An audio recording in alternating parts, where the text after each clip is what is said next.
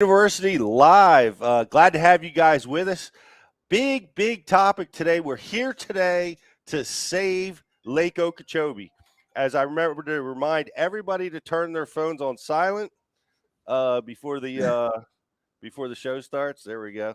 And of course, Jeff Olson's messing with me, calling me uh, right as the show kicks off.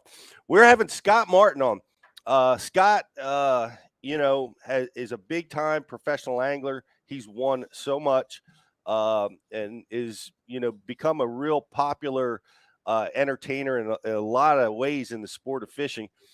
His family is connected to Lake Okeechobee like no other. And he has an insight into what's happening down there, really like no other. So we're excited to have him with us today. We're going to be talking about Lake Okeechobee, what's happening down there. There's adjustments in the water levels that are being debated, which is affecting the vegetation growth down there, which of course affects the water clarity and the habitat for the bass. They all have direct effects on these things. And so Scott's going to be here with us talking about Save Lake Okeechobee and all the ramifications of the decisions that are being made down there. So I'm glad you guys are with us. It's important to us at Bass University to take care of our fisheries. And this is why we have the Eco Bass Angler with us today. How you doing, CD? Good, man. I'm doing well. Doing well. You just came back from a derby yourself. Yeah, I was just up at Candlewood Lake. Yep. Yeah, beautiful place. I heard they have a little environmental issue they're debating up there right now. They do. Yeah, they. I was there maybe 2 years ago, and the water was crystal clear. I was there this weekend, and it looked like the Delaware River. I mean, it was dark. Dark. It was dark. Yeah, 12 inches of visibility. Yeah, it was crazy. Not a stick of grass in the lake left. And why is that? How did that happen? From what I've heard, I was gathering information this weekend that it was a response to too much weed growth. They thought, I guess, the homeowners, and they put 25,000 or 30,000 carp. They're supposed to live 7 years, grass-eating carp, chewed all the grass up. I hate those grass carp. Yeah, right. And hate when they do that. Grass is gone, and nobody found any grass. Nobody could fish any grass. The water turned dingy. Now I hear the homeowners are complaining that the water's dingy. They don't want to swim in that. They don't want to swim with the weeds. Murky water. Murky water, right? It was much better when there was grass, in my opinion. Fishing was good, but it was certainly better when there was grass. The fish were just more predictable. Right. Fine. Yeah. They just all relating to hard stuff now. But I don't know how long that's going to last. I mean, that population in Candlewood, fish per acre, it was just incredible. Fishery. Yeah. Incredible fishery. Yeah, it's phenomenal. I hope it's not going to drop off because of it, Yeah, it always changes. I mean, anytime you make a dramatic change like that, you're going to be impacting things.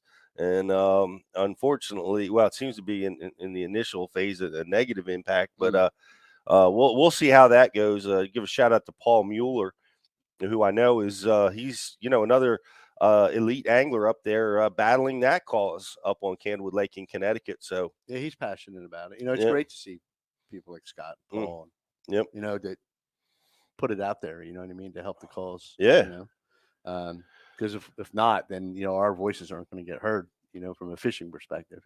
I'm glad we have our little podcast here to give them a platform. I'm glad we have a platform. We're going to be talking about this stuff because it's important to us. We're battling anglers' access rights here. That always seems to be our big problem. We had a gate put up at the public launch ramp. Yeah, a local body of water that I've fished for 30 years. I went there. There's a brand new gate sign. Yeah. Blocked off. Yep. They lock it at their just whenever they choose. So, yeah, that's something we battle. What are the issues you guys are battling?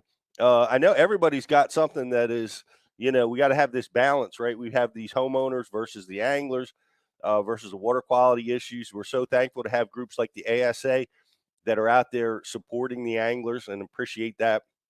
And I'm so thankful to have Scott on the show today.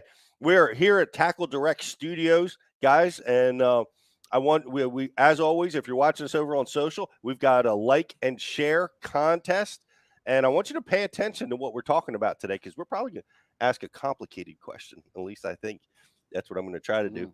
for the grand prize. But what are our prizes today, Josh? Today, if you do our like and share, we have Waterwood custom baits, and then Awesome. if you do the grand prize, we're doing a very big Rapala prize pack with BMC hooks, Rapala hat, and Rapala crankbaits. We also have a crankbait special going on right now, so if you're not a subscriber, go head on over. Also, since subscribers are being mentioned, Hobie Eyewear has given us a code to send out. So check your email for Memorial Day pre-Memorial Day sale up to 40% off to our members What? only. So check your email. You will be getting multiple codes over the next week for Memorial Day. I love my floating Hobies. As you all know, that I need that. So you definitely want to try to get a pair of those. So guys, thanks so much for hanging out with us today. Now we have a weird studio set up. Glad to have CD. I call him CD. This is Craig Duran, the Eco Bass Angler, the conservation director here at Bass U. Riz and Justin, what the heck happened? Where are you guys? Well, here's the story, Pete. We set sail this morning at about 8:30 a.m. to make the journey to across the bridge, brave the mighty Delaware. And when we got on 95 this morning, we made it 2 miles in 1 hour.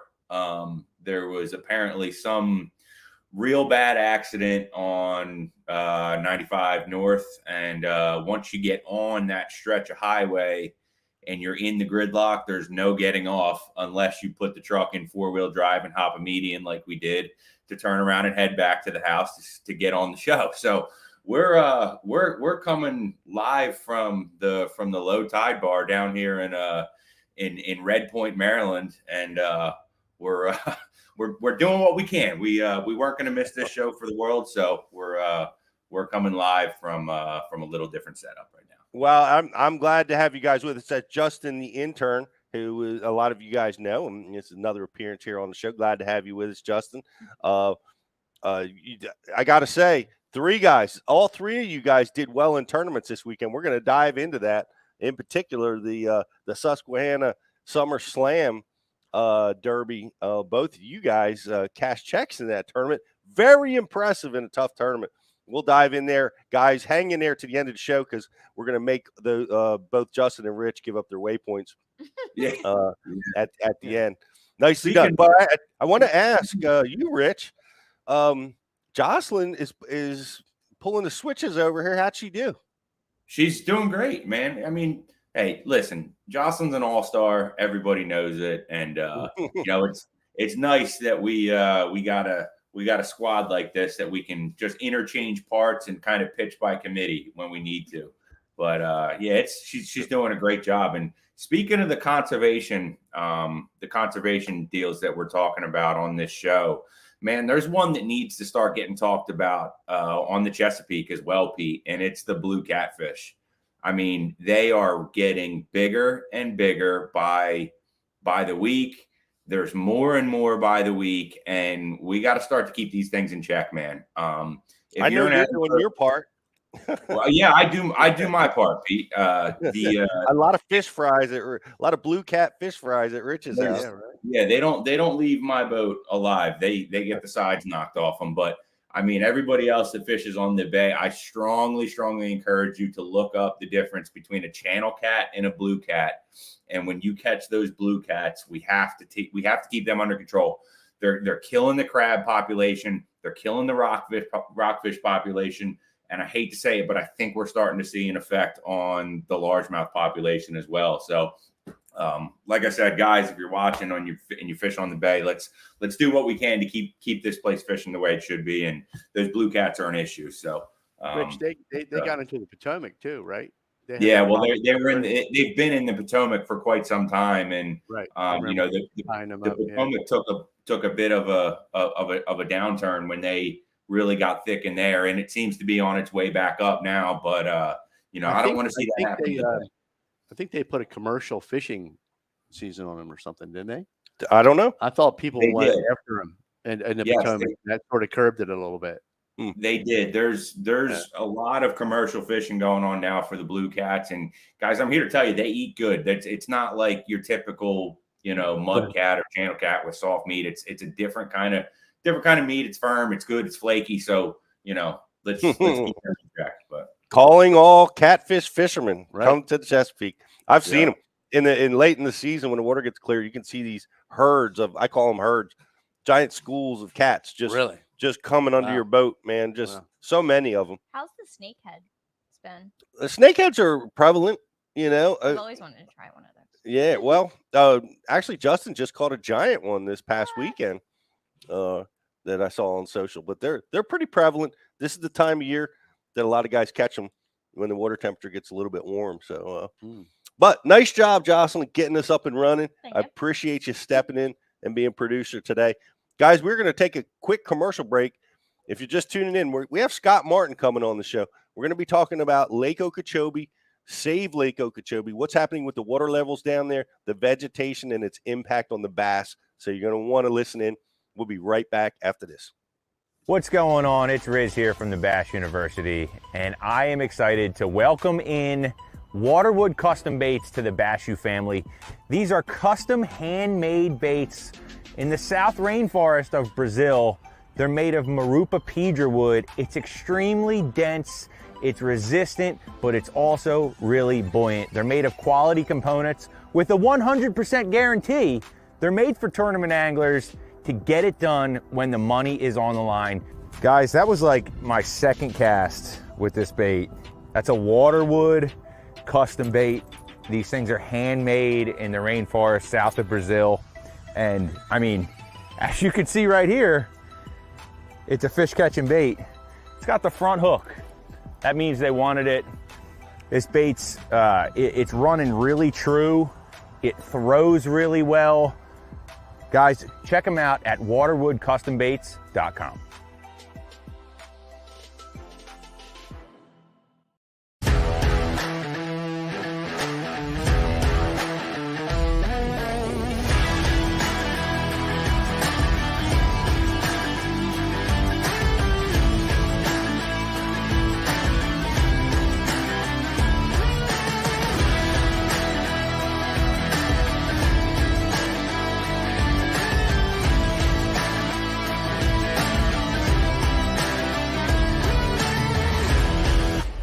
Aquaview, the leader in underwater viewing technology.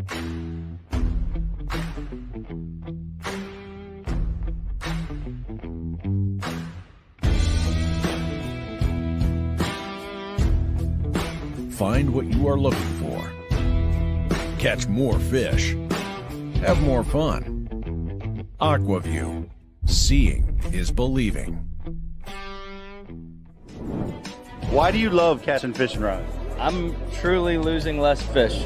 Is the sensitivity of the rod. That they're made right here in North Carolina in the USA. Strongest, lightest rod, 100% made here in Sanford, North Carolina. From the drop shot rod to the flipping stick. Every rod has a purpose to it, and I rely on them all the time when I'm out there in a tournament. Durability in the John Cruz Worming series, the counterbalancing in the handle. It's the only rod I found that can withstand my hook set. Boom goes the dynamite. On the water, not spent fishing is a moment wasted. That's why Minn Kota and Humminbird have joined forces to bring you the One Boat Network. Products that communicate and integrate to help you take full command of your boat. Born from our commitment to making the most advanced fishing gear even better by making it work together. The One Boat Network will help you find, get to, stay on, and catch more fish. When One Boat Network products talk to each other, they can navigate your boat automatically. They can give you a crystal clear view of what's below with no messy wires. And they can let you lower, raise, and change shallow water anchor modes from anywhere on the boat. But that's just the beginning. We're never done innovating, integrating, and making your boat simpler and easier to control. All so you can make every second on the water count.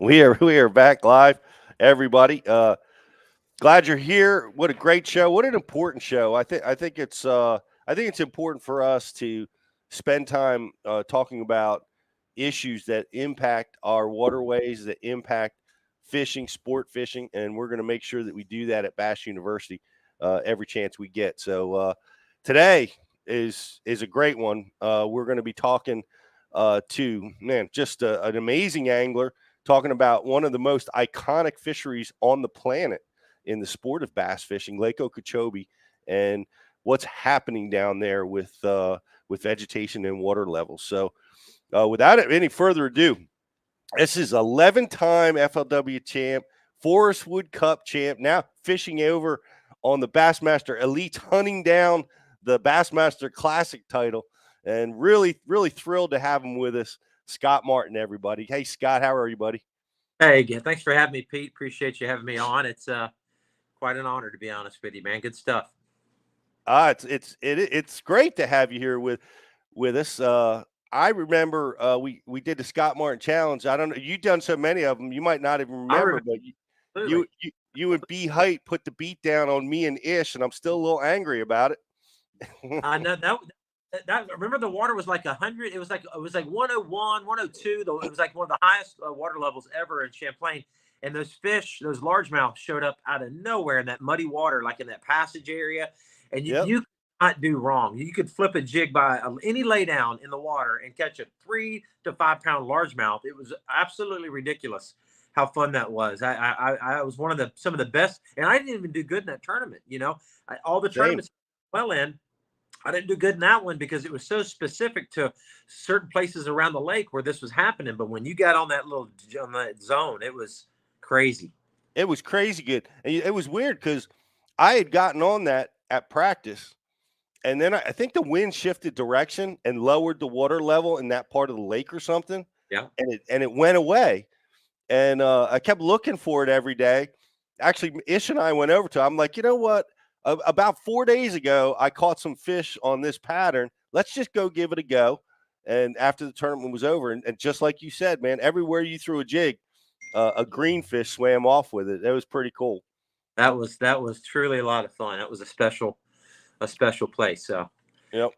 Speaking of special places, I guess you've heard all about the craziness down here on Okeechobee with the 30-pound bag setting records and all the different things that it's been doing. It's been something else. That's crazy. Was it one tournament that had 20 bags over 30 pounds? Is that what I heard? Yeah, that's true. Yes. Hillary and I had 29. We had 29.55 or something, like literally a half a pound from 30. And we finished 23rd. Holy smokes. We dropped the 30-pound bag.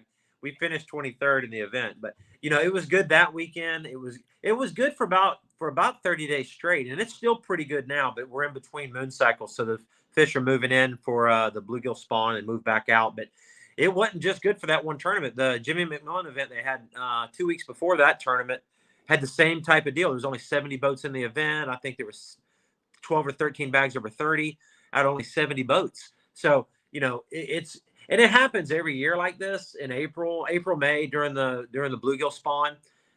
Those big fish, they post spawn in those bluegill bed areas, and you can catch some of the biggest bags of the year. But this year's been a little extra special. Man, that is extra special. I'd love to see the tournament trail, the big, the elites come down there in April. Man, that would be amazing. Yeah, I honestly think if we hit it right on it, it would need to be on a moon cycle for the bluegill. Mm-hmm. The cycles in April, the first moon cycle in May. If you hit it with those weekends, I think you could do. I think it'd break 100 pounds. I really do, because again, it's every single year this time of the year. There's mid 30s. Not necessarily 20 of them, but there's a lot of them, and it's been spectacular. And that's one of the reasons I'm fighting so hard to protect this lake. We're as good as the fishing is, and there is good fishing right now. Our good habitat's dwindling. Scott got a call. My phone rang. Our habitat here on the lake at an alarming rate right now, and so that's the importance of me trying to educate the people, getting some support, because we need everybody that loves fishing. We need everybody that especially loves Lake Okeechobee to get involved. We started an organization called Anglers for Lake Okeechobee. That's what this hat says, AFLO, Anglers for Lake Okeechobee. And we're the voice for the lake. Awesome. We all populations around the lake here. These towns are not that big. but we need anglers and we need fishermen, passionate fishermen to help us spread the word and protect this beautiful resource here behind me. Well, that Lake Okeechobee, it's got to be one of the iconic lake in the sport of bass fishing, if not in the top 2 or 3. That's when you think of bass fishing influence, Lake Okeechobee. It's a powerful force that way. A lot of people watching this, they have no idea what's going on down there. Right. As a matter of fact, I heard you talk about it coming across the stage at one of the Elite events, and it brought it to my attention. I'm like, well, what the heck's happening down there? So tell us what. It's a water level thing, right? We're fighting about keeping that water level where we need it to keep vegetation the way we need it for bass. Yeah, exactly. I'll clarify it even more. It's really, yes, water levels are important. But let me tell you what it's about, Pete, and you'll understand. It's about habitat. At the end of the day, it's about habitat. We need. How do we get habitat? We can only have habitat grow in the lake when the water levels are at a certain level. If the water levels are extremely too high, this is a natural lake. This lake was not man-made. It's not a reservoir that somebody built. It's a natural lake that has natural elevations, and the bays and the estuaries around the lake are designed with the elevation to have 3 to 5 feet of water in those bays, not 5 to 8 feet of water. When you have 5 to 8 feet of water, all of your submerged vegetation drowns out the wave action. This lake's big. People don't realize that, this lake's 30 miles across. So when you get a north wind blowing 25 miles an hour, you've got wave action. You've got 2 to 3 feet of wind surge, and we call it a wind tide here on the lake. All that water flows into these marshes, and it just destroys all of the submerged vegetation. It uproots the cattails that we need for barriers to kind of protect us from the wind and the wave action. And that high water just destroys all of that habitat. And we have to have low water or lower water that will help promote that to grow. We also need to start planting some vegetation. They need to invest some money in habitat restoration, which is a whole nother conversation. But there has to be work done. We can't just say, oh, Lake Okeechobee is a natural lake and it flourishes between 12 and 15 feet. That's the natural elevation of the lake. We can't just say, oh, just because we don't know where to put all this extra water that's coming down the Kissimmee River. It's not our water, by the way. This is water that comes from all over the state of Florida. We're the holding tank for all of the South Florida's water. It comes down, and we just can't say, oh, well, let's just hold the lake at 15 to 17 or 18 feet, and everything should be fine, because it's not going to be fine. We've lost most of our vegetation. To put it in perspective, Pete, and you've been coming here for a long time, and this is what I want to educate the viewers on. When you used to come down the first few times you probably came here, and as I grew up, there was at any given time there was between 50 and 70,000 acres of submerged vegetation, meaning the peppergrass beds went a mile offshore. Fish Eating Bay, Monkey Box was solid hydrilla. The Dice's Ditch area, when you came out of the canal, looked left and right, it was hydrilla and eelgrass as far as you could see. Acres and acres and acres of it. Yeah, right. So we had 50 to 70,000 acres of submerged vegetation at any given time for all those years. We're down to like 3,000 acres of submerged vegetation. So that might put it in perspective of what the concern is. We went from 50 to 3, and we can't get back to 50 if we're going to hold the water at 16, 17, 18 feet and not do anything about planting more vegetation or creating some barriers for the habitat to grow. Whatever we need to do. We can't just sit back and just let Lake Okeechobee, all of its vegetation, go away. The other real important part of that is that we're all dealing with water quality issues, okay? You've heard on the news with the algae blooms, and you've heard about discharging, and you've heard all the things all over the mainstream media. And again, this water that's in the lake that we're trying to get it out is not Lake Okeechobee's water. It's not water that rained on Lake Okeechobee and filled Lake Okeechobee up. This is the runoff from Central Florida, even Orlando. It comes down the Kissimmee River. That's the runoff. We're the holding tank for everyone else's water. So it's not even our water that it's other people's water that's killing Lake Okeechobee and destroying it. 95% of the water that comes down, 95% of the water that's in the lake comes down the Kissimmee River. So we're all about trying to make sure that we can manage the water properly. If Lake Okeechobee, All right, you have a fish tank. I'm sure maybe you had one when you were growing up, right? Sure. Every tank has a filter in it. Your pool, if you have a pool, has a filter in it.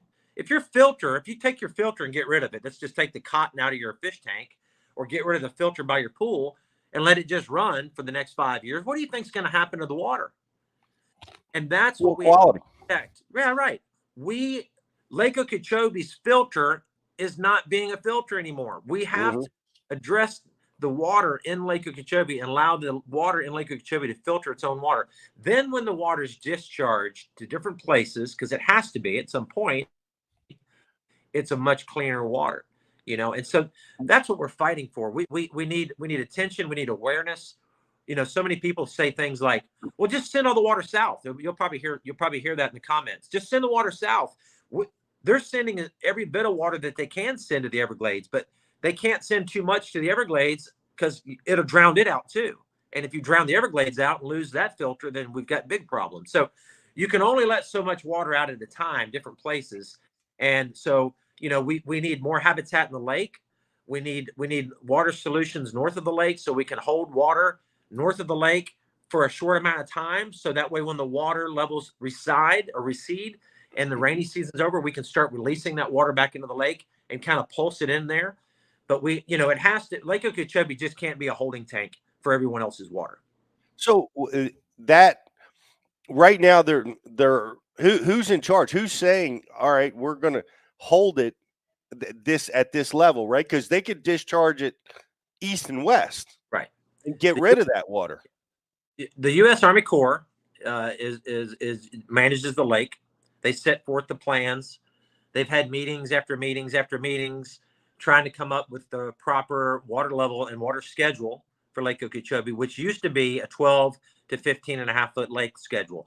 And we could kind of deal with that. We could kind of work with that. But this year, they've changed it where they can hold that water up to 17.5 feet, which is absolutely the death of any remaining submerged vegetation. Now, and that's what's scary. So the state of Florida Corps of Engineers are who really manages this lake. State of Florida's responsibility is the health of the lake. FWC's responsibility is the habitat. They need to, make sure that they're stepping up to the plate and letting the state know that, hey, our habitat's down to alarming levels. We need to do something about it now. And the Corps of Engineers needs to also lock hands with FWC and the people and the stakeholders around this lake to have the proper water levels here. They do send water east and west, but let me again back it up to another point.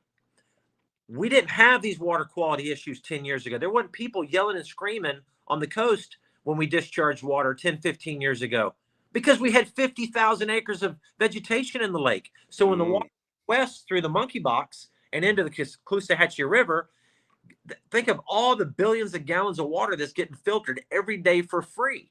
But we don't have. Now when that water goes, the parts per million are higher. We've got so much nutrient load coming in from the Kissimmee River. Straight shot. You've been in the Kissimmee River. What does it look like to you, Pete? Does that look like a river, or does it look like a canal with a levee on each side? Yeah, it's a canal. It's a canal. So that water just flows into Lake Okeechobee during the rainy season at an alarming rate, unfiltered.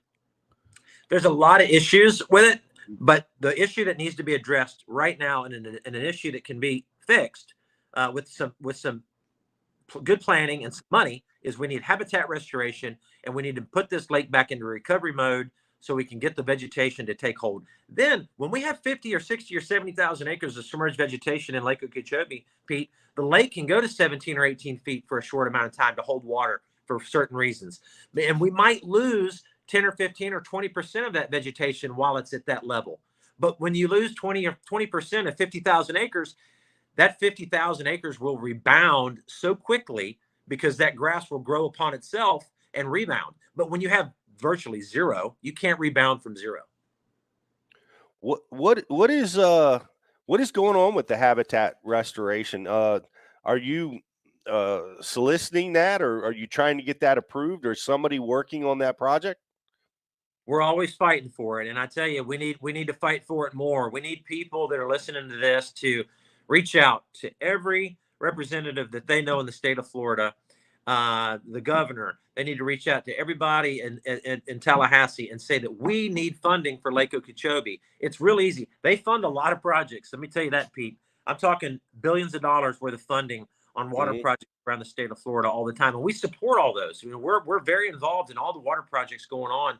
And when they finally get all of these water projects done, which might not be in our lifetime, you know, it is going to make a huge difference. But at the end of the day, we need funding and we need attention to Lake Okeechobee today. Our small little communities around this lake, and you've seen them all, we depend on Lake Okeechobee for tourism, for our livelihood.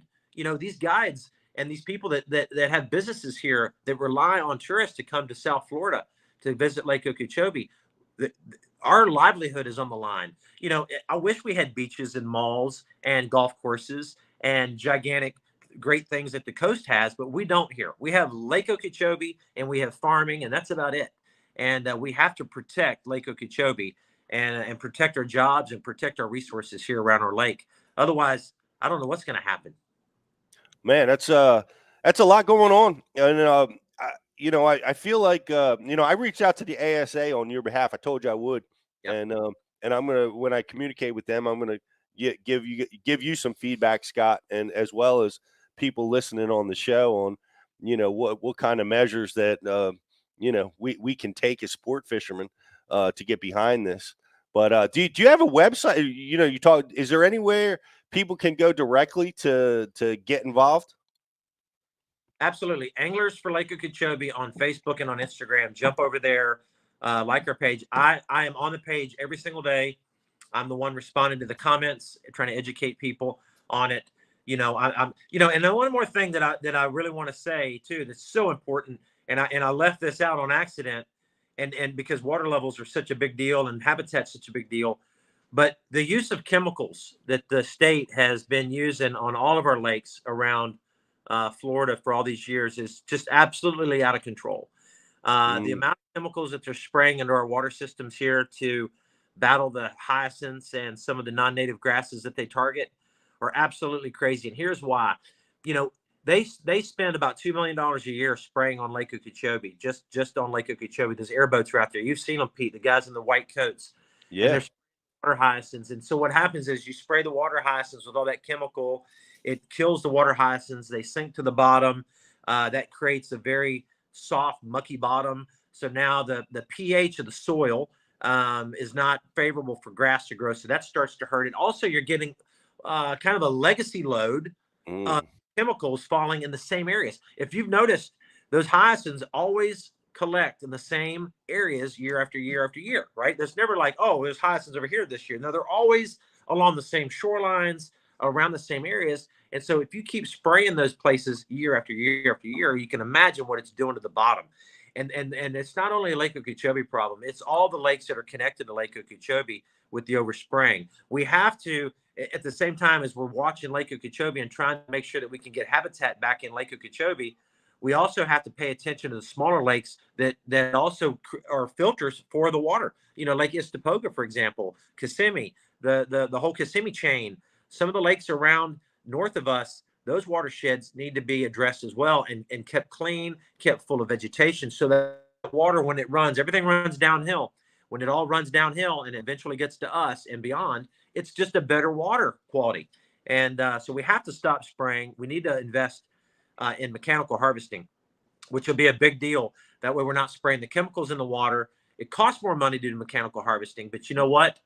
I want my grandkids to enjoy Lake Okeechobee. I want my grandkids to enjoy Lake Okeechobee. I don't see how anybody in their right mind would think that for the next X amount of unlimited years that we can keep spraying thousands of gallons of chemicals all around our lakes in the same exact areas year after year after year, and it's not going to create some major destruction, which it is. Where's the disconnect between, like, as fishermen, we understand how important grass is for a body of water, how important submerged all vegetation is for a body of water, and what it does to the quality of the water. Where is the disconnect between us and, for in your example, the FWC and to the Army Corps? Like, why don't they understand that the way that we do? Like, I can never wrap my head around the the thought process of getting rid of grass completely or not wanting it because of all the benefits it has. So like, why is that not jiving? It's absolutely mind-boggling. It's not an issue that only Lake Okeechobee has to deal with. You hear these same stories all over the country. I don't understand it. It's almost like a conspiracy theory in my mind. Like, okay, is there somebody getting paid here to say grass is bad? Let's just make sure that we keep everything at a low level. And I don't understand it. I really don't. But submerged vegetation is absolutely vital to not only the habitat, the fishery, and the fish, and the offspring, and the spawning, the wildlife, the ducks, the manatees, all of that benefit greatly from having aquatic vegetation in these lakes. And hydrilla, for example, hydrilla is not a native grass, but it does wonders. It's a very resilient grass. And on certain lakes, not every lake, on certain lakes, hydrilla is a good thing. I actually have been proposing, and I've been getting a lot of pushback on it, but I've been proposing, and I'm going to keep proposing it, that we should look into planting hydrilla in Lake Okeechobee. It would never take over Lake Okeechobee. Lake Okeechobee is too big. There's too much open water, too much fluctuation in the water level, etc. That the hydrilla would never just completely take over Lake Okeechobee. But just think of the billions of gallons of water it could actually clean and filter every single day. Scott, don't they have these zones in Florida, the stormwater treatment areas? Is that what they call the STAs? Yes, yeah. And so there's STAs, and I'm glad you brought that up because it's another thing that we're working on. So the STAs are storm treatment areas, okay? And most of the STAs are south of Lake Okeechobee. And so that's where the water that leaves the lake goes to the farms, it goes to all the irrigation, and goes to different places. And then it goes into the STAs. And the STAs, guess what the STAs are full of? They use this grass, right? Oh, yeah, exactly. Hydrilla, eelgrass, peppergrass, cattails. They're not out there dumping a bunch of chemicals in that water because they want all the acreage they can get, because they know that one acre of grass filters a whole lot of water. And those STAs. So Okeechobee is really a giant STA then, right? Exactly. Yes, they should treat. There's not a house on the lake. There's not a ski course on the lake. There's nothing on the lake other than this is one of the largest natural resources in the state of Florida, in the country. Yeah. And you treat this lake as a giant STA. It's paid for. We don't have to buy the land. We don't have to put people out of business. There's no conflicts with jet skiers or homeowners like I saw at Candlewood, right? They don't want the grass because they can't swim. Right. Well, you don't have that problem. Chokes out their dock or something. Right? Yeah. Right. It's an aesthetic thing, that's really frustrating to deal with. Yeah. But where you are, you don't have that conflict, right? I mean, No, 100,000 acres in this lake would do so much good for everybody. And then again, you could hold the lake high. You could hold the lake at higher levels at times to offset some of the discharges. The other thing we're working on, guys, and this is super important, and this is what I want to educate the viewers on. I'm bringing them kind of full circle. There's several key things on what we're fighting for: water levels, habitat, restoration, budgeting, etc. And you brought up STAs. So the projects north of the lake, okay, which is a new thing. These are all projects that we've started really pushing on in the South Florida Water Management and the Corps, are proven projects north of Lake Okeechobee now. And this is very important, and we need the public to support these. And these projects north of the lake are above ground storage. So they're going to make STAs north of the lake, so that way the water coming off the Kissimmee River can be diverted into these STAs, which are again filter marshes, and create a nice bunch of filter for that water that then comes back into the Kissimmee River and eventually makes it into Lake Okeechobee. There's also works for ASR wells, which is a great thing. So where they take the water and they put it underground, and they can store it underground for a certain amount of time. I'm talking lots of water. It's safe. They use ASR wells all over the state of Florida for water treatment plants and everything. So it's a very proven technology. They can take that water, put it underground, and then hold it during the rainy season when we don't need the water. Then during the dry season, when the water levels are coming down, people need water, they can extract that water from those ASR wells, no damage done, and send it back to the system or back to those above ground STAs. And so fixing the problem at the source is vital to getting this whole system fixed. You project south, but if we don't address where it's coming from, we can't ever get there. So living shorelines and all that stuff needs every inch needs to be used, right, for filtration before it gets to you. Yeah, exactly. I mean, that's what it used to do. So just to put it in perspective, and the reason why projects north of the lake are, again, so important, before they straightened the Kissimmee River, back if you looked at the historical maps of the Kissimmee River, it was a winding river from Kissimmee Lake for hundreds of miles as it turned back and forth, oxbow after oxbow. And during the rainy season, everything flooded out into those big marshes and all the cypress swamps there, which are now cattle farms, by the way. That would all flood out through that giant river. When you drive on the, you drive up through Central Florida on the turnpike there, and you look out left and right of the turnpike, it's all these prairies. All that would be underwater during the rainy season and create a filter marsh. So that way, when the water would come back into the Kissimmee River and flow into the lake, it was a much cleaner, filtered water. It would take weeks and weeks for that water to go from Kissimmee to Okeechobee. Now it only takes about a day. I mean, it's just river. Wow. Are you seeing a clarity change in Okeechobee? If you go from 50,000 acres to 3,000 acres, is the water clarity changing? It is. It is. The water clarity, I would say the majority of the lake, and I don't know the percentage of it, but I mean, I'm going to say like 90% of the lake is unfavorable watercolor right now, clarity. And part of it is we don't have the vegetation. Okay. And when we used to have vegetation, and Pete might even remember this, when we had 50,000 acres of vegetation, which then created thousands of acres of clean and clear water.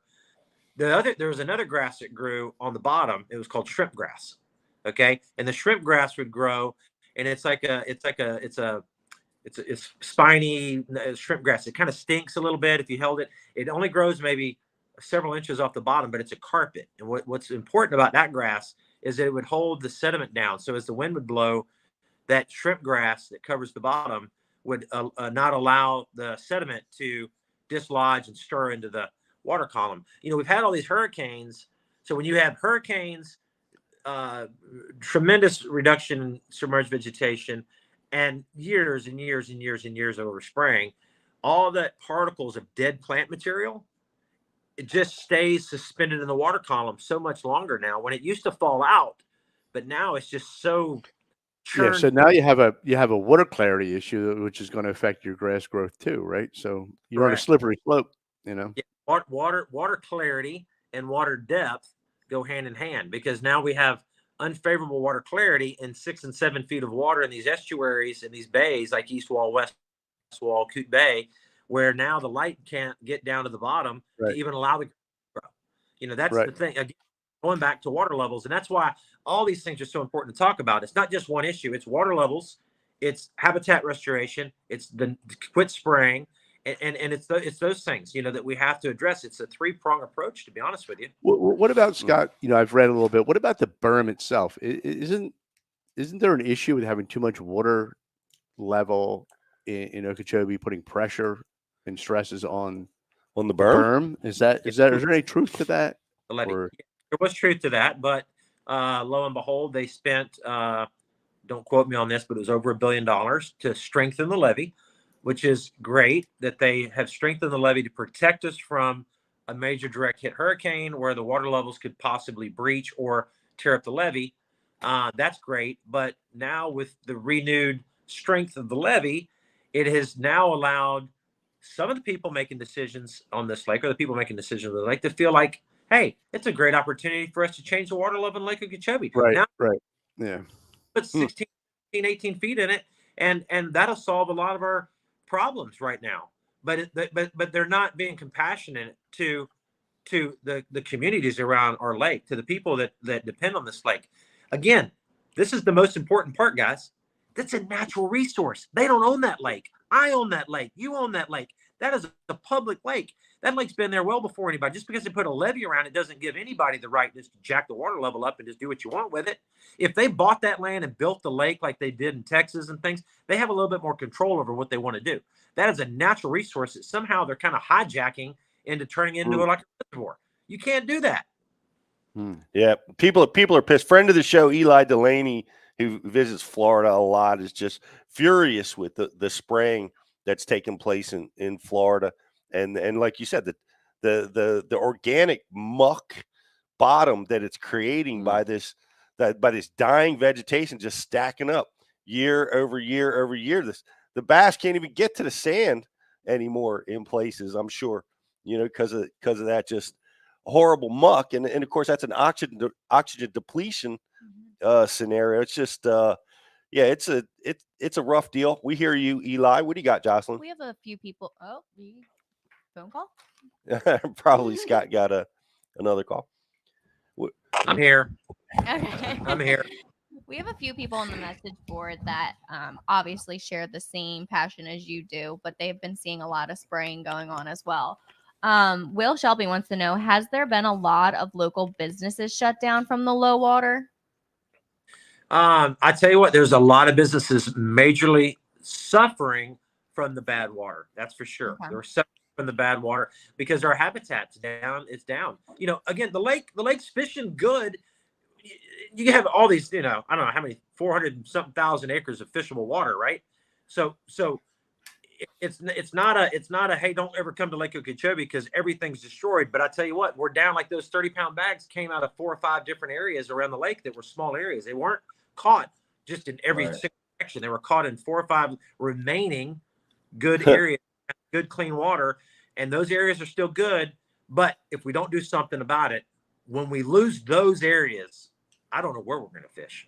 Yeah. Well, that actually brings me to the next question. Zoltan wants to know, how did you educate yourself on all this information? Where could they go to look at their own state to find out what's going on? Yeah. So, I've researched a lot of it. I've sat in the meetings. I've watched the slideshows. I've read the data. There's not one particular place, but I tell you, following our page, AFLO, if you message us, hopefully we'll be able to provide you some links and some things that you can at least look to where we look at some of our resources. But the Corps of Engineers manages a lot of lakes around the country. They manage mostly all of them that I'm aware of. That's a great place to start. They do have to document everything that they do, and you can go back and look at studies. Like, for example, South Florida Water Management and the Army Corps have charts, aquatic vegetation charts that you can Google right now, and it'll pop up and it'll show you the historical places where that submerged vegetation used to be, and you can see the exact measurements of vegetation, certain different types of vegetation. It had 22,000 acres of eelgrass. It had 42,000 acres of hydrilla, et cetera, et cetera. And those are all public things, but it's there. The information's there. So if you're dealing with some issues on any of your lakes around the country, if it's managed by a public committee, the data a lot of times there. You just got to. They don't make it easy for you to find. You just got to find it because you can arm yourself and you can see the differences of what's going on. And that's just facts. It's amazing. Go back and Google Lake Okeechobee's SAV, submerged vegetation charts on Lake Okeechobee. That'd be shocking to you. Yeah, the grass battle will wage on. I know as fishermen, we clearly see the benefit. We see the benefit for the ecosystem. Right? We battle like they're battling at Candlewood Lake. I didn't know if you heard us talk about it, Scott, but they put grass carp in Candlewood, and it wiped out the grass, and now the visibility is down to 12 inches or less. And used to be crystal clear. Used to be crystal clear. The homeowners wanted that grass gone. They got it gone, and now nobody wants to go swimming in the lake. Yeah. Well, it's a messy thing, and when you start peeling the onion back on the spray companies, how they go about doing their business, it is truly scary. There is some stuff going on that is, and there's some warriors out there that are blowing the whistle pretty hard on a lot of these companies around the country, especially here in Florida with Applied Aquatics, trying to show some of the disconnects and some of the things that are going on. And I applaud that because it is scary, because it's like, their business is to, employ their and keep their boats running. So, I don't ever see them. I don't ever see them going to a meeting asking for less budget. I don't do that. I haven't noticed that where they, hey, we've done such a great job at keeping the grass at a low level. We don't really need any more budget here for Lake Okeechobee or any other lake. Right. They never ask for less budget. They always try to get the exact same or more. And another thing too, why aren't some of, and this is a thing, if in the meantime, while we're still dealing with chemicals, which is so idiotic, until we start doing all mechanical, why don't every organization around the country, if you're going to allocate $1 million for Candlewood Lake or $1 million for Lake Okeechobee for grass eradication, okay, certain percentage of your good soil is going to get ruined every time you do that. A certain percentage of your soil, certain percentage of your good native grasses are going to get destroyed in the meantime while they're destroying the non-natives because of overspraying or whatever's going on. So why isn't there 25 cents on the dollar that's put back into each one of these lakes for habitat restoration? So if they're going to grant $1 million for spray budget on a lake, $250,000 every single year should be granted for habitat restoration, where there's people going out there planting vegetation in the places that we're losing it. But they don't even do that. I mean, it's like, why do I have to bring up these? To me, these are such common sense ideas, but we all need to start singing the same song. We all need to start fighting for the same thing. We got to get rid of spraying. But until then, they need to start paying cents on the dollar for every dollar in that budget for restoration. That's how you solve some of it. Yeah, that's an interesting concept, and I know. Well, for you guys listening, I mean, why do people want to kill the grass? The homeowners want it gone because it chokes off their docks, it clogs up their outboards, and it makes their their water skiing and maybe their aesthetics of their property on the lake a little bit uncomfortable. So they're aggressive about attacking the grass in a lot of situations, like they did at Candlewood. Other places I've seen have a little bit more. I don't know. It makes sense that the grass needs to be addressed because of the turbines at power generation. It can clog. They need to reduce or minimize the vegetation that gets jammed up in the operation of locks and turbines. Why else are they killing grass? Yeah, I don't understand. Maybe to get out the invasives, so the natives. Destroy the invasives to give the natives a chance to grow. Yeah, I guess we're seeing more grass. We're seeing more grass now. In the Delaware River than we ever used to have, right? And the water clarity is changing, and the grass beds are coming back. So we're seeing a slight of kind of a success story from the grass. More native eelgrass is coming back everywhere. It used to be one spot on the river had grass. Now it's everywhere. So, but that's a feel good. I can relate to the idea that you need your submerged grass.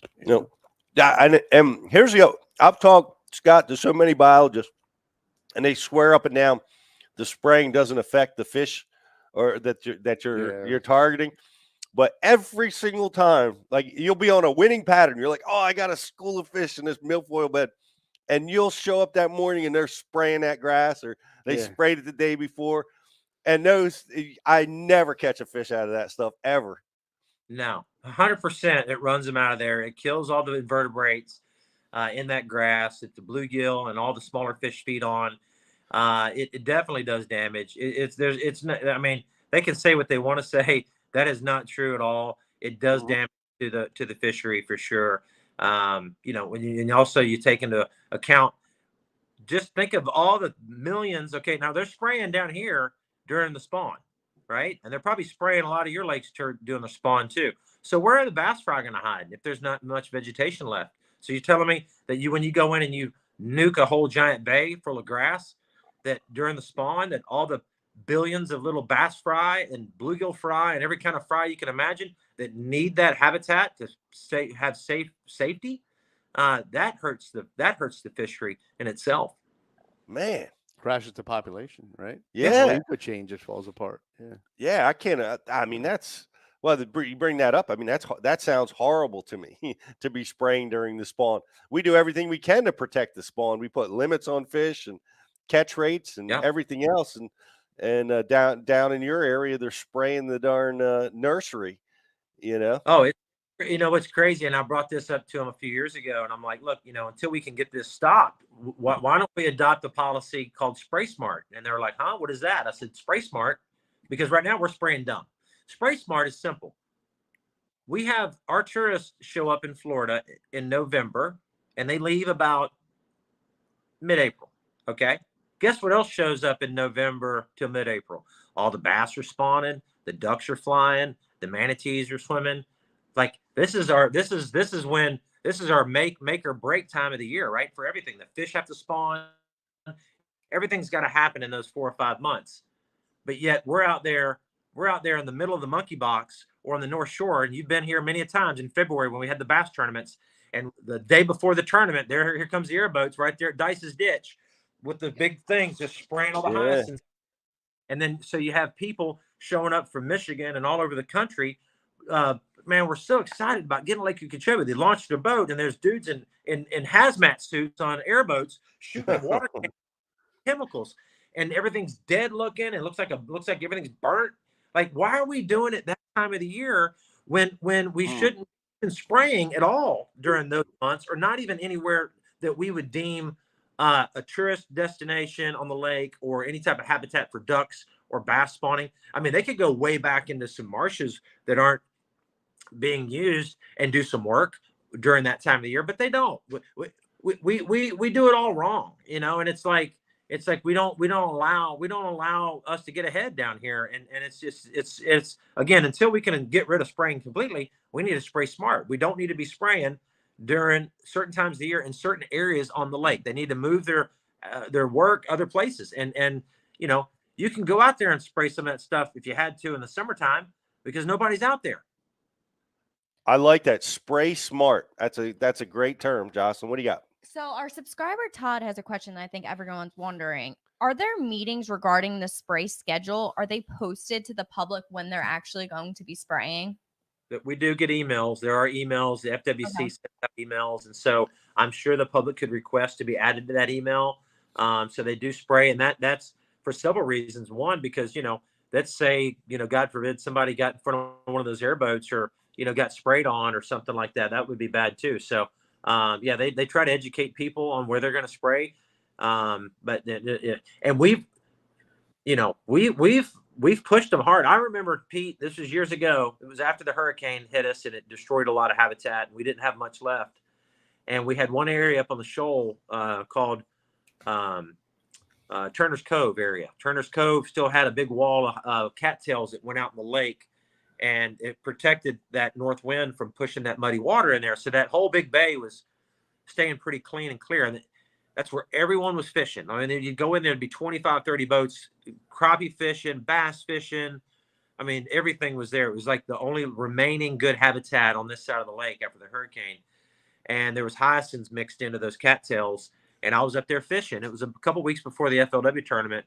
And I hear the airboats coming. And I'm like, oh, no. What are we doing here?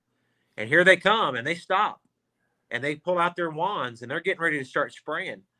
And I took my bass boat and drove right up in front of them, and I did a Tiananmen Square in my bass boat, and I yelled at that guy and told him that we're not spraying this. We're not. You got to call whoever you got to call, but my boat is not leaving this area.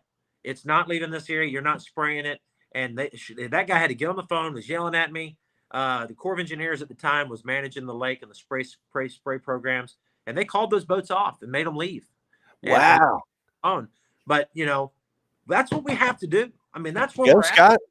You know, we can't just let people that don't give a, you know what, about the habitat, the fish, they don't have an understanding of what's good and bad. They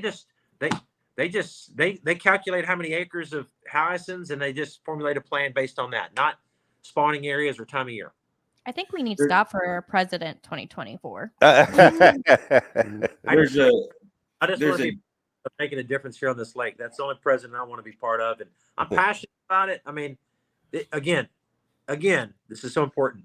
This is a natural resource. This is a public, natural, God-given resource. It's been there since the beginning of time. You cannot build a levee around it and all of a sudden just take ownership of it and do what you want with it. You have to. It's not made to be a 17 or 18-foot lake. The ducks don't deserve that. The bass don't deserve it. The manatees don't deserve it. The history of this lake doesn't deserve it. We have to protect Lake Okeechobee. It's as important to this system as anything in the system, and that's what I'm fighting for. Well, you know, I think every schedule ought to pass by your desk, Scott, before it gets authorized. You said something, Craig, and this, you know, what was that phrase? I'm probably going to screw this up, but the friend of my enemy is my friend, or something to that effect. We at times, when it's important to us as anglers, we got to partner with groups that have a like-minded cause. Like, so at times, when it comes to access, we partner with jet skis, right? We're all fighting for access to our waterways, so we become partners. The manatee world has got to be furious with what's happening. This has got to be a great partner for us to embrace, like and work with, like Audubon, or somebody that's worried about the bird population or the duck population. Yeah. You have anything like that, Scott? Is there anybody else that feels the same way you do about the grass and the habitat? Yes, the Audubon shares a lot of our same beliefs on the water level schedules and the habitat that we're dealing with here. Ducks Unlimited, of course, would agree that our habitat's down to tremendously low numbers and certain water levels, and there needs to be action done. I don't have a manatee foundation that I've partnered with, but I tell you what, there's manatees in this lake, and they're not happy. I promise you that. They're swimming around out there, not liking their surroundings. I promise you. Yeah, I know. I know they got to be. That's got to be a great partner. We got to try to find a way to link arms and work together as a group to try to help your cause, because it's a big one. We want to. And personally, I mean, I fell in love with Lake Okeechobee. It was just amazing. Coming from the Northeast, I never saw anything like that. I mean, we have these little lakes that somewhat resemble it, but it's 30 miles around. Wow. And it's these reeds, and there was just bass everywhere. Like a lot of Florida lakes that I went to, I'm like, Florida bass are stupid. They're so hard. They're a pain in the ass, hard to catch. At Lake Okeechobee, I found, man, they gang up and they'll school, and they're fun, and it's such an amazing fishery. It's so iconic. We need to do what we can. Pete, I know you touched on this a bit, but we've been getting this question a lot. You said that the chemicals during spraying do not affect the fish, but do they affect the fry or the mature fish? Like, is there any? The biologists will say the chemicals that they're using do not have a negative impact on the fish, of the biology of the fish. But what we've noticed as anglers is when that grass gets sprayed, almost immediately it chases things out of the area. They leave. They leave, or they shut down. Actually, I got into a debate once with a biologist about this, Scott, that they did shocking studies after spraying, and they found the fish were still there. Like, they were still there where they sprayed, but impossible to catch. So I don't know I don't know what happens to the fish during that process, but something clearly impacts them. Just because it doesn't kill them, right? Yeah, it probably makes them ill. Yeah, they're stoned. Yeah. They're just sitting back, listening to Jimmy Buffett, just not interested in biting the lure. I've got an interesting observation. So if this chemical that they spray is no big deal, right? Did we lose somebody? We just lost the video feed, Scott. Okay. We got you. Okay. So here's one for you. Let's think about this for a minute.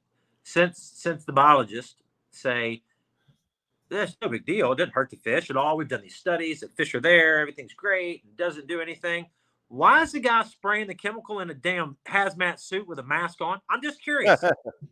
I mean, why don't you just put him out there in shorts and a tank top? I mean, let the chemicals get all over him. Since it doesn't do anything to fish, that's a bunch of crap, dude. It isn't good. Chemical in water is not a natural thing. It's something that we just can't keep doing for the rest of eternity, right? I mean, there has to be I get why they did chemicals back in the day, because it was cheaper, and at the time, it was a massive effort. But you know what?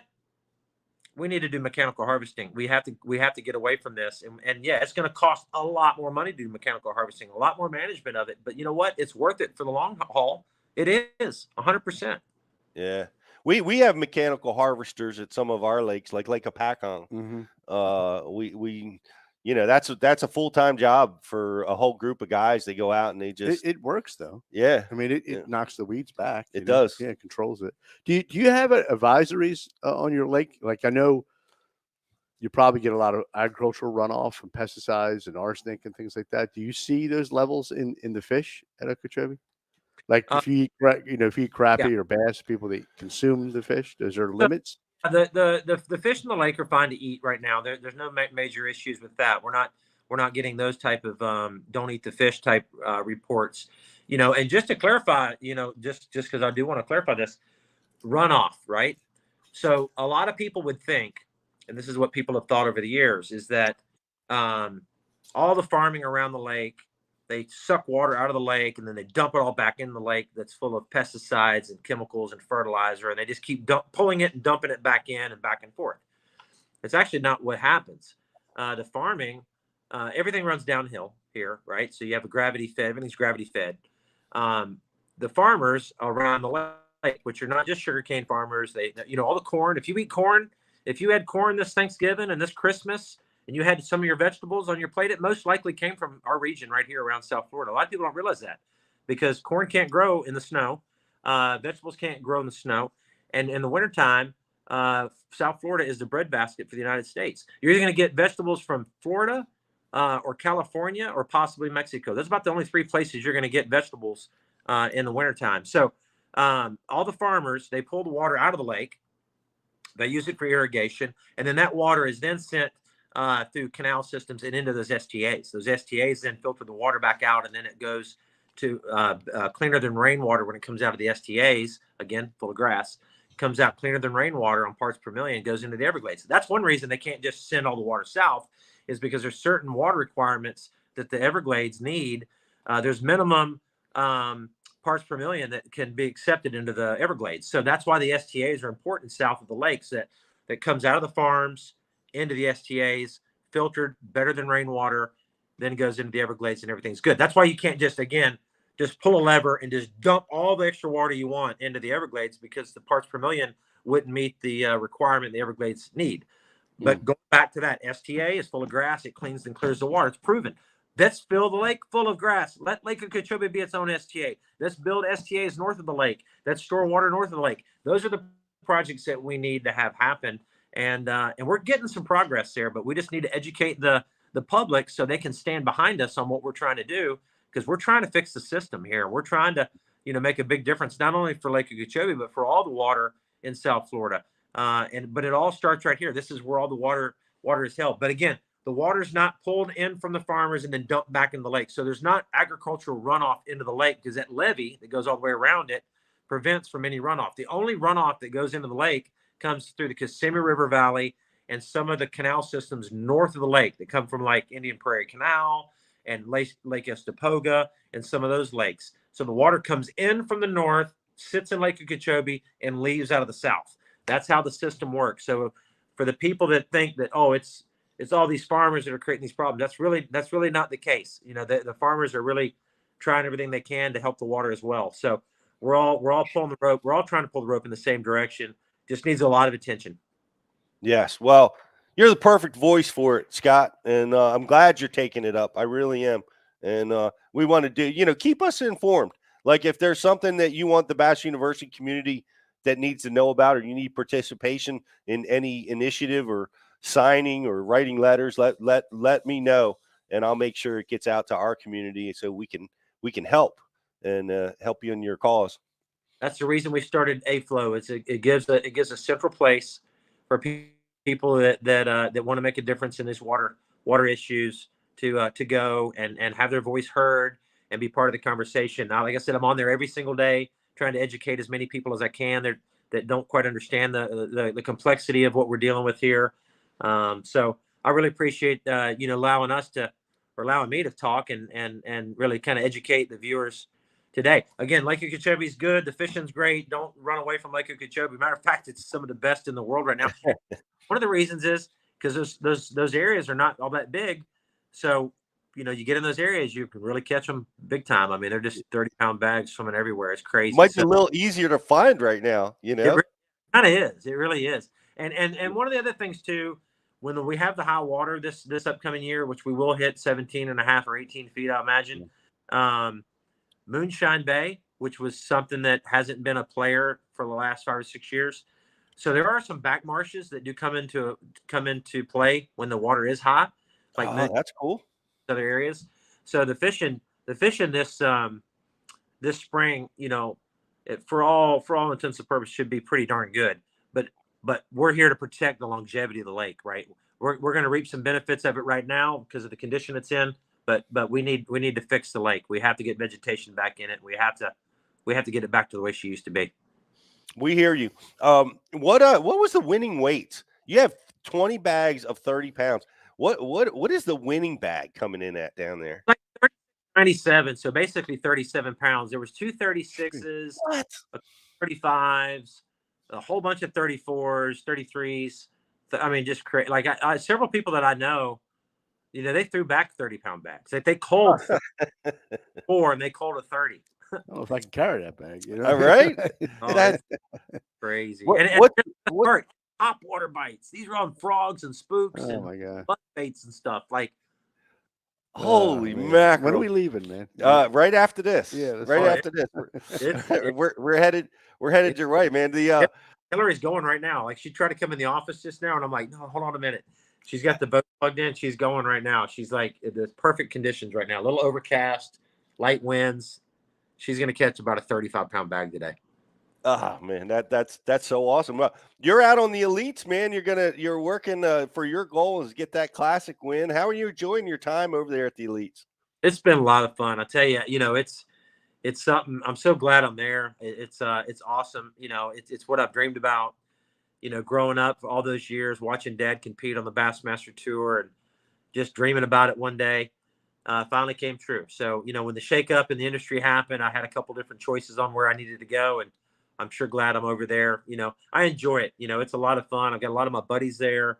I tell you what, though, it has definitely gotten harder to compete with these guys. Just in general, all fishermen have just gotten really, really good. And because these kids, I mean, Hillary is 17. And she knows more about fishing at 17 than I did at 24. You know what I mean? Like, right. These kids now and these young anglers are just so educated, so versatile now that it's eye-opening, but it's fun. I'm having a lot of fun out there. My goals are simple. I want to win a blue trophy. I got to get one, and of course, I got to win that Bassmasters Classic. That would be pretty amazing, to be honest with you. So, Dad tried for all those years. Fishing the Bassmaster for 40 years, came in second several times, but never was able to win that. And I'm going to give it all I can. Go for you. I saw you weigh in. I don't know if it was at Santee or Murray, and your dad came down from turkey hunting. Yeah. And I'm like, he's just nonstop. Your dad, he's turkey hunting. He's driving hours and hours to see you weigh in. He's all in still. I think he's been lying about his age or so. I think he just telling everybody he was 40. He was really like 28. I don't know what the heck's going on. He's 83 years old. He's got tremendous health at 83. He can do 50 push-ups right now. Like he's in just great shape. He's driving all over the place, fishing. It's just he's wide open. It's impressive, and I look forward to. Hopefully, I'll see him sometime soon, and you. And maybe see you near one of these elites. We'll Bash U will be at every elite this year. Are you guys coming up to? Do you have Champlain or anything up here in the Northeast on your schedule? Champlain, yeah, middle of August. Yeah. There you go. Good time. There you go. All right. And hey, we both know a pattern that might apply in August on Lake Champlain. maybe it'll come back and visit you again for that tournament. That'd be awesome. Sounds good. I appreciate you guys.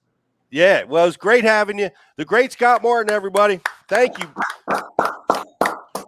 That was tremendously insightful about what's happening down there.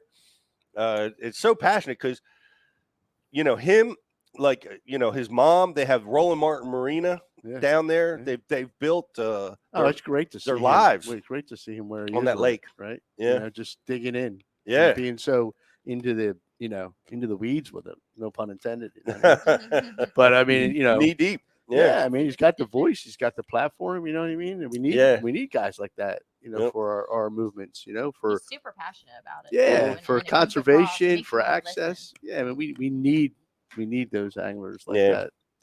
Yep, he's that face, the name, and the voice. He's the perfect man to protect that resource. Being diplomatic about it, he's being forceful about it. It's good to see. Yep. It's really good to see. And I appreciated him being with us, guys. We got some cool stuff, some giveaways. Once again, we're going to be giving away Riz's and Justin's waypoints soon, as well as a lot of prizes. So we're going to take a quick break. We'll be right back after this.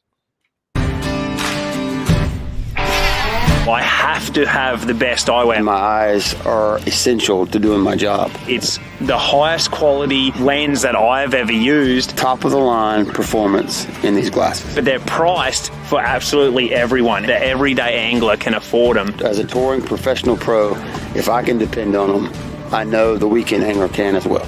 Hobie eyewear, built for the pros. Price for everyone.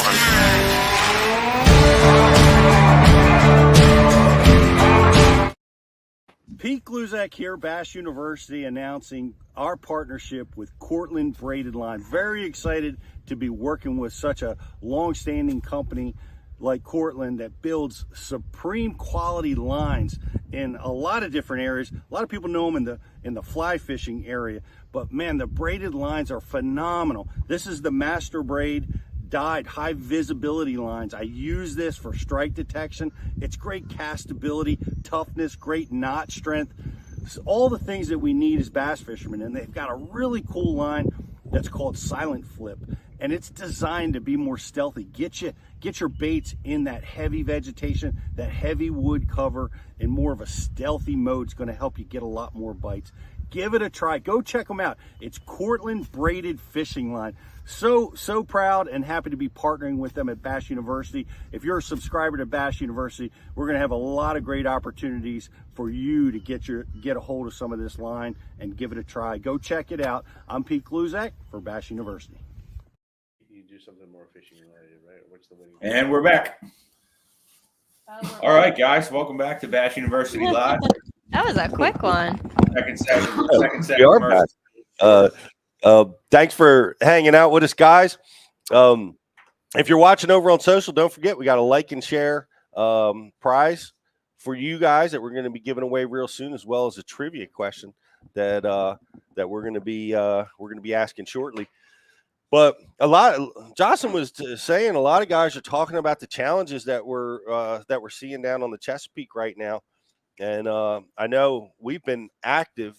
The three of us, Justin and Rich and myself, have been active down there on the Chesapeake, and conditions have been challenging. The bites per man hour have been pretty small. Really, pretty small, wouldn't you say, Rich? Dramatically down, and the weights are the same right now, and I'm not really sure exactly why or what's going on, but it's all the grass in its normal spots. The grass is better than it's ever been. The grass is incredibly healthy and prolific, and acres of it, and we're just what we had was we have that typical springtime thing that a lot of guys that fish down there know. We get that runoff from the Susquehanna River.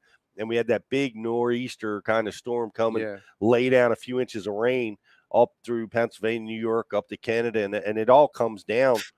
And it just, for about 2 weeks, it raged. Yeah. It raged through the floodgates at the Conowingo. And it's Rich. What do you think? It seemed like before that happened, things were ramping up nicely.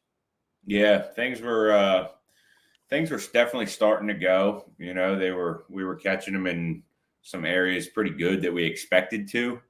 That big rain event really threw things for a loop. And, when the bay finally started to clear out, and the water cleaned up, there was a weekend of events. Not this weekend, this past weekend, the weekend before, there was a New Jersey Bass Nation event out there that weekend. And then there was also a couple of other, local events that it really took some big weights. So, when the flat did finally clear up and started to clean up, they really caught them good. But she went back to tough this weekend, and it's it's a little tricky out there right now, but sometimes that can be a good thing for a tournament guy. You know what I mean? It's like if you can get a little something going when it's tricky, it can go a long way for you, and that's you separate yourself, right, pretty quick. Yeah, kind of what how things unfolded for me this weekend. What you did nicely. Let's give you and Justin both a shout out. Justin stepped away there, but with the Susquehanna Fishing Tackle does this summer slam, which they moved up to May, and 60 boats, 180 boats, a lot of participation, and a big tournament.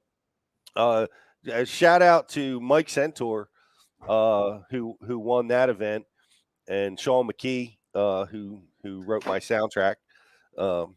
Pete's all wet, but those guys won with 19 pounds, and they really did a nice job. But our two boys, our Bass University boys, both scored checks. Rich with a 6th place finish and a 16-pound bag. And Justin, did you crack the top 10? You were right there. Yeah, I think we got 9th. Yeah. Look at that, 6th and 9th sitting right there at Red Bank. Well, no wonder you guys have houses at Red Bank. Also, yeah, Red Point. Yeah, but no, it was as always. Susquehanna Fishing Tackle runs a great event. They had 163 boats. So the a lot of the areas they were busy, and great event as always.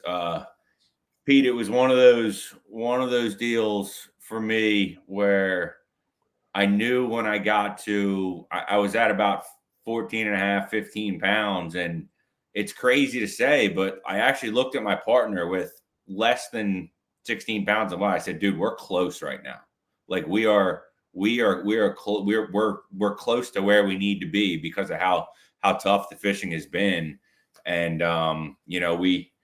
we got to about that 16-pound mark, and I knew, we're one bite away right now because we had a 2.5 sitting in the box that, we never shook off. And, it was a tricky tournament, Pete, because the wind on Saturday night blew hard overnight out of the north, and it was a low tide at 7 a.m. or just before that. And the wind had been blowing all night out of the north, blew the water real low, and just generally had the flat just rolling, white caps rolling across the flat all morning. And, up to this point, the last few weeks, the morning bite out on the grass has been really strong. Like it's been like, you got to get out there, you got to land on them, and you got to get some good ones in the boat first thing in the morning, because that's when they've been firing. And on Sunday they didn't, because the water was blown real low. Yeah, the wind was blowing hard, and I started out on an area that I expected them to be. I expected to be able to get some bites.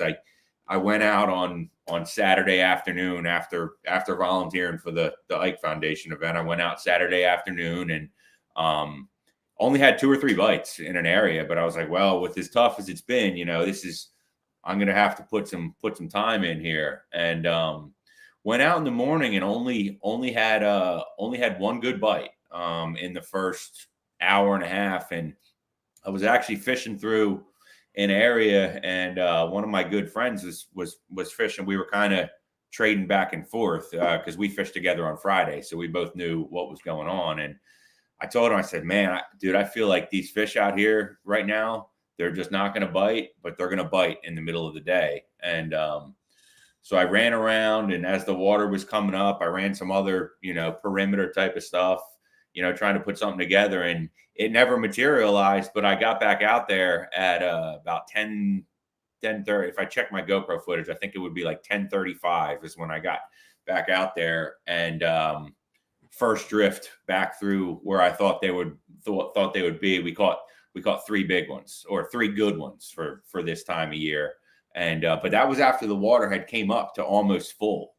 So it was really like just a matter of, the wind screwed them up in the morning, and then, in the afternoon when they got a little bit of water over their head and got comfortable, they decided to fire again, and with the hard wind blowing and the conditions it presented, it allowed me to wind and kind of fish the baits that I like to fish to, feel like I'm going to have some success with. And we ended up scratching out 16.25, and it's kind of crazy to think that we got paid with that, because last year in that same event I had 21.5 and came in 7th.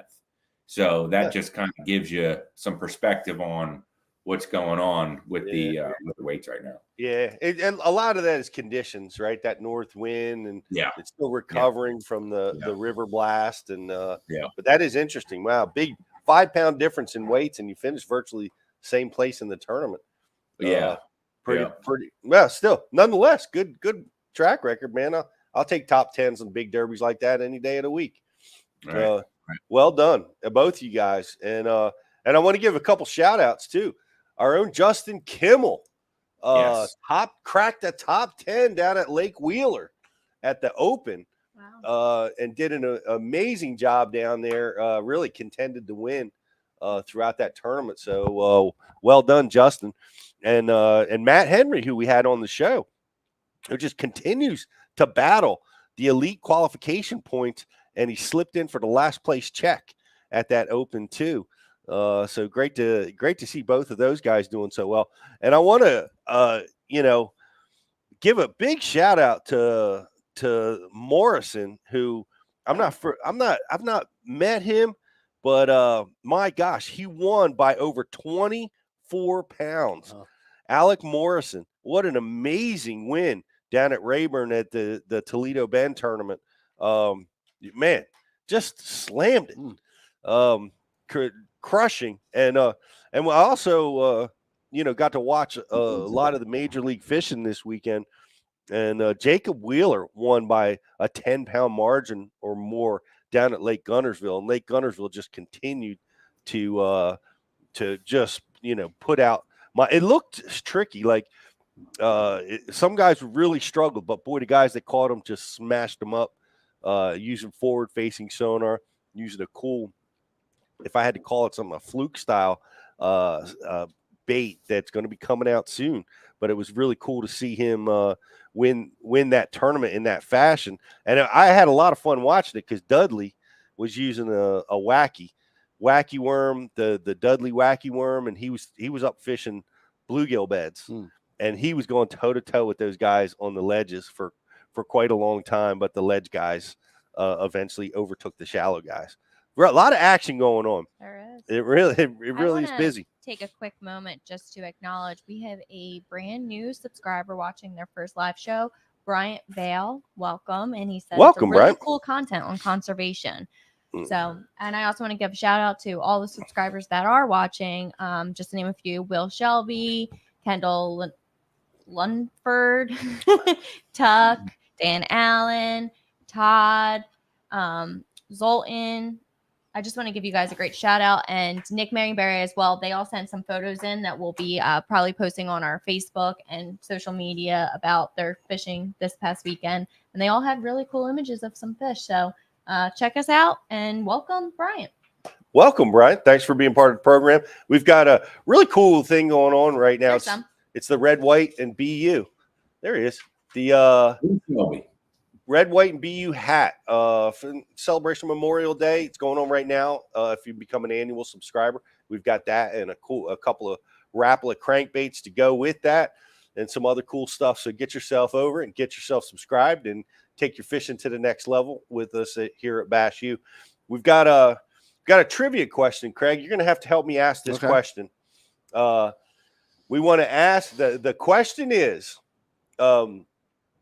Scott talked about, what do we want to call it? A filtration area that is being used with vegetation all around Lake Okeechobee, before, after, and all around. He talked about this this filtration.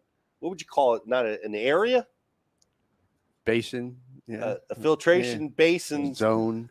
Or zones used. It has an acronym, and we need to know that acronym. the letters and the name of that filtration basin that Scott talked about throughout this, We already got in. That quick? Dan Allen. Come Once on, again, Dan. With STA. STA.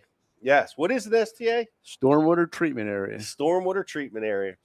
And it's funny how they're using that vegetation, the native vegetation in that treatment area to filter the water, but yet they're stripping it from Lake Okeechobee, which would be the biggest STA on the planet. In the planet. Yeah. Yes. Yeah. We also have a like and share winner. Congrats, Kevin Lineman. Thank you, Kevin. Like and share. Thank you, Kevin, for that. And we have something very exciting that's happening this week at Bass University. Yes, we do. We are super excited about it. I think I'm going to let the cat out of the bag a little bit. Uh-oh. Or should we do it like Mike did with make an announcement that we're going to be making an announcement? Make an announcement of an announcement. Nah. And then just go. You need a couple weeks for that. 2 or 3 weeks. Well, I'm going to go ahead and let the cat out of the bag. We've been working on this for a while. We're excited about it.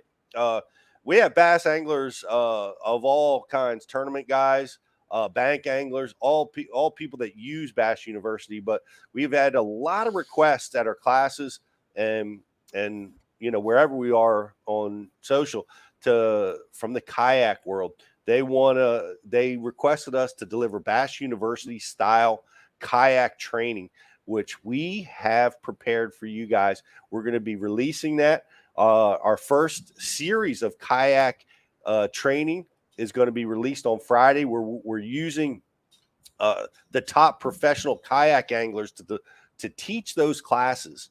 And we're really excited. We're going to be launching that on Friday. So look for that to come. Tell your friends. If you're a kayak guy and you haven't subscribed to Bass University, you're going to want to get involved and check out what we're going to be bringing to you on Friday. You can expect to see the press release is going to be going out on it actually today. So you're the first to hear. Look for Kayak Bass University that is going to be released on Friday. And Rich, you were a big part of that. We worked a lot with some of the top kayak guys, one of which is our own Greg DePalma. Yeah, about that win. Yeah, that was cool. Won his inaugural kayak tournament on Lake Guntersville, and you work with Jody Queen and Ryan Lambert, and we've got a lot coming, Rich. Yeah, we do. We're going to be releasing some really good content to open things up for the kayak fishing world, and we're gonna really get into everything that's involved in kayak fishing, from how to rig your kayak, how to effectively just fish out of a kayak, because it's different than a bass boat. And we're also, of course, going to be releasing all the technique specific content that you've gotten so used to seeing coming from Bass U TV. So we're really going to cover all the bases with the kayak fishing, so that if somebody is an advanced angler in the kayak world, we're gonna be able to provide them with some great detailed information, as well as somebody that's just starting to dip their toes in and just getting into it. We're going to teach them from A to Z how to get out on the water and become a better kayak angler quickly. And we're going to be doing this training Bass University style, guys. So this is going to be, a little different from what you're used to seeing. On your average social content, right? This is Bass University training, where we're going to teach you these techniques from cradle to grave, from beginning to end. So you'll have a great chance at being able to go out and duplicate these techniques once you watch the content at Bass University and the training. So really excited about it. Going to be launching on Friday. So get yourself signed up, and you can look for a lot more of that stuff coming. Every Friday, we're going to have a new Bass University kayak release, and next Tuesday live, we're going to be having some of these guys in studio. We're going to be talking about kayak bass fishing here on the Bass University podcast. So tune in next Tuesday, and we'll be talking to some of these guys. It's really great to see that our subscribers are super excited that we are going to be releasing this. It looks like a lot of our guys are actually kayakers, so they're really excited. It's really an awesome. It's kayak fishing it not only allows a guy to fish backwaters in a way that you just can't do it in a conventional boat, but it lets a lot more people be able to get to the water in a way, in a manageable way. Like, I mean, our trucks and boats they're $100,000 on these price tags on these boats, and you can get out and enjoy bass fishing in the peaceful nature of a kayak. You can compete at the top level. There's so much there. You bring a lot of tackle with you. There's a lot of advantages to it. You know what I mean? It's not as simple. You know, when we were kids and jump in a canoe or something, right? The kayaks are amazing today. I mean, you got guys enjoying this sport with a paddle and a kayak, and all the way up to forward-facing sonar. Oh yeah, they're tripping them out with motors in the back and front. Oh, yeah, it's pretty cool. My voice made it to this moment in the show. Yeah, no, Pete's done. Well, I'm glad you guys are welcoming the kayak world. And then looking forward to it. We are too. I think you're really going to love it. Tune in next Tuesday. We'll be talking to those guys. I'm Pete Cluzak.